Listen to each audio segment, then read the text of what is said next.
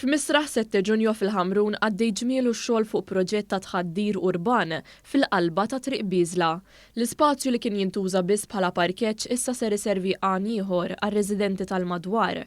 Filwaqt li huwa spazju ġdid ta' rekreazzjoni għall-komunità, il-parkeġġ li toffri din iż-żona ma ntilifx. Id-diżin kellu jirrifletti l-ispazju li hawn taħt hawnhekk kien forma fit-tont.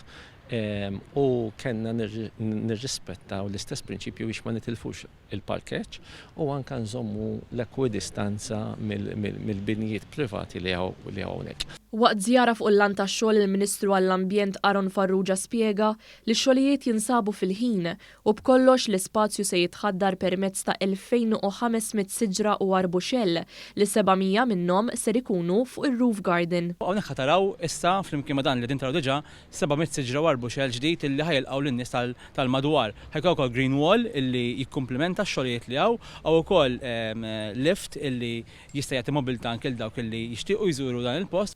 Is-Segretarju Parlamentari għaċ-ċittadinanza u l-Komunitajiet Alex Muscat irrimarka kif dan il-proġett huwa wieħed minn diversi li qed isiru fil-Mosta, Ħal-Qormi u Ħażabbar fost oħrajn u qal li fil-Ħamrun biss ġew investiti €1.5 miljun permezz tal-Fond Soċjali għall-Iżvilupp Nazzjonali. Proġett ta' 10 miljuni b'kollox li jinkludi li naqbdu spazju li ma jkunx qed jitgawda mill-poplu tagħna u noħolqu spazju miftuħ ġdid, ġonna ġodda jistgħu jitgawdew mill-komunitajiet tagħna. Kellna feedback pożittiv immens mill-komunitajiet kollha fejn qed isiru dawn ix-xogħlijiet, bdejna propju mill-iktar żoni urbani f'pajjiżna. Il-proġett mistenni jitlesta fil-ġimgħat li ġejjin.